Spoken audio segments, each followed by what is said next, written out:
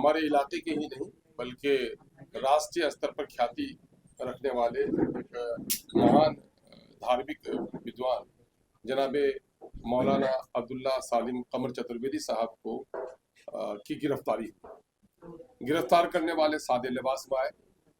वहाँ की local police को भी कोई खबर नहीं थी और ऐसा लगा, और वो जिस गाड़ी पर बैठ के आ रहे थे उस गाड़ी को किसने साथ ले लिया, कोई सूचना नहीं मिल पाई। लोग परेशान थे कि आया उनकी गिरफ्तारी हुई या किडनैपिंग हुई। चूंकि पिछले दिनों में मुख्यमंत्री यूपी आदरणीय योगी जी के ताल्लुक से उन्होंने गुफ्तगू में कोई उदाहरण दिया था, और वो उदाहरण अगर जो लोग शब्दों को जानते हैं, साहित्य से जिनका सरोकार है, आज से 2 साल पहले के उनके भाषण को मुद्दा बनाकर कुछ धार्मिक उन्माद फैलाने वाली शक्तियों ने यूपी के तकरीबन 80 या 84 थाने में मुकदमा, और कोई ऐसा मामला नहीं था, बहुत बड़ा गंभीर नहीं था। अगर किसी को आहत पहुंचा हो तो मौलाना ने उससे माफी भी मांगी। मौलाना ने माफी मांग ली कि अगर मेरे शब्दों से किसी को तकलीफ पहुंची हो तो मैं उसके लिए माफी का तलब करूं। मौलाना ने माफी मांगी। मौलाना कोई आतंकवादी नहीं रहे, कोई ऐसी गतिविधि उनकी नहीं रही, बल्कि वो इस्लामी धर्म के ज्ञानी होने के साथ साथ वेदों के भी ज्ञानी हैं, इसलिए वो चतुर्वेदी लिखते हैं।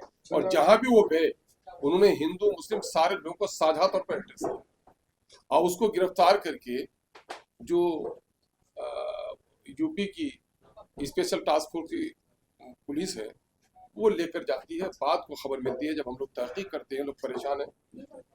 नियम ये है कि अन्य राज्य से अगर किसी की गिरफ्तारी होती है तो लोकल प्रशासन को, थाने को, एसपी को खबर दी जाए और फिर वहां के लोकल कोर्ट में उसको उपस्थित किया जाए, जो ट्रांजिट डिमांड कहलाता है, और उसके बाद उसको किसी अलग राज्य में ले जाए। ऐसे कोई फॉर्मेलिटीज को पूरा नहीं किया गया। बाद को पता लगा कि उनको एटीएस के लोग लेके गए हैं, एसटीएफ के लोग लेके गए हैं यूपी के, और बिहार के एसटीएफ के जिम्मेदारों से उन लोगों की बात हुई तो उन लोगों ने इस बात को बताया। मामला यहाँ तक था कि ठीक है साहब, ये एक आदमी के शब्दों से किसी को आहत पहुंचे, आचरण से किसी को आहत पहुंचे तो उसकी गिरफ्तारी होनी चाहिए। ये मुल्क कानून से चलता है, यहाँ पर डेमोक्रेसी स्थापित है, यहाँ पर लोगों को बोलने की आजादी है, बोलने में पाबंदी भी है, और अगर कुछ गलत हुआ है तो अदालत को फैसला करना चाहिए, पुलिस को कैसे सजा देने का हक नहीं। लेकिन जो कुछ बहराइच में जब एसटीएफ के लोगों ने उसे जेल के सलाखों में भेजना चाहा, उस वक्त जब मौलाना गाड़ी से उतरते हैं तो उनकी हालत देखने के लायक है, वो शख्स खड़ा नहीं हो पाता।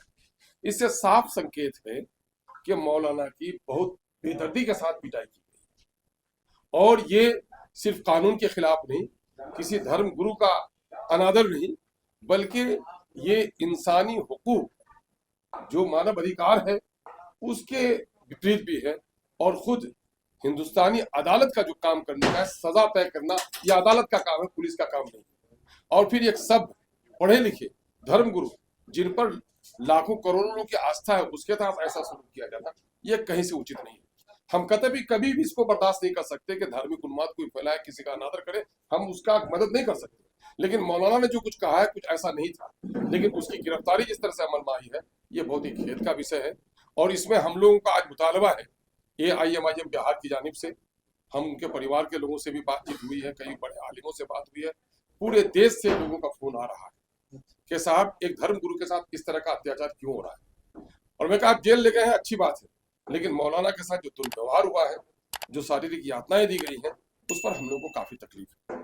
और ये बिहार राज्य के लिए भी मान सम्मान का मसला है कि अदर स्टेट का कोई पुलिस आए और बगैर लोकल प्रशासन को सूचना दिए बगैर और राज्य को सूचना दिए बगैर और फिर ट्रांजिट डिमांड के बगैर अगर किसी को ले जाया जाता है तो वो उस राज्य के मान सम्मान का भी मसला है। ये मामला मानव अधिकार का भी है, ये मामला अक़लियतों के अधिकार का भी है, ये मामला धार्मिक स्वतंत्रता का भी है।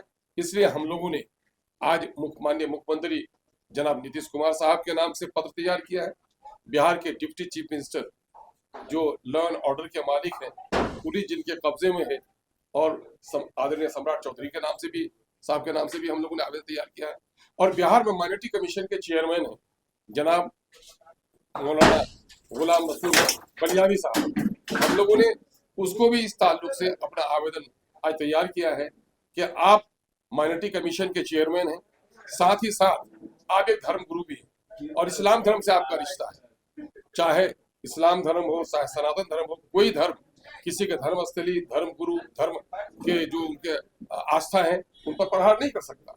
और मौलाना ने हमेशा सामाजिक सौहार्द की बात की है, उसके साथ इस तरह की हरकत हुई है तो इसकी सिर्फ निंदा करने से नहीं होगी बल्कि इस पर कार्रवाई होनी चाहिए।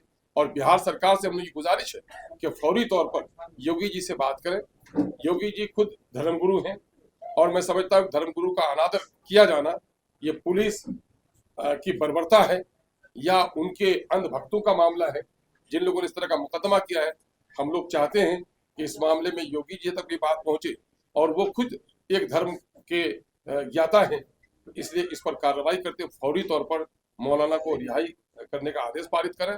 और बिलखुसूस बिहार गवर्नमेंट से हम लोग गुजारिश करते हैं कि बिहार गवर्नमेंट इसका नोटिस ले और इस मामले में फौरी तौर पर मौलाना को रिहा कराने की यूपी के सरकार से बात करे।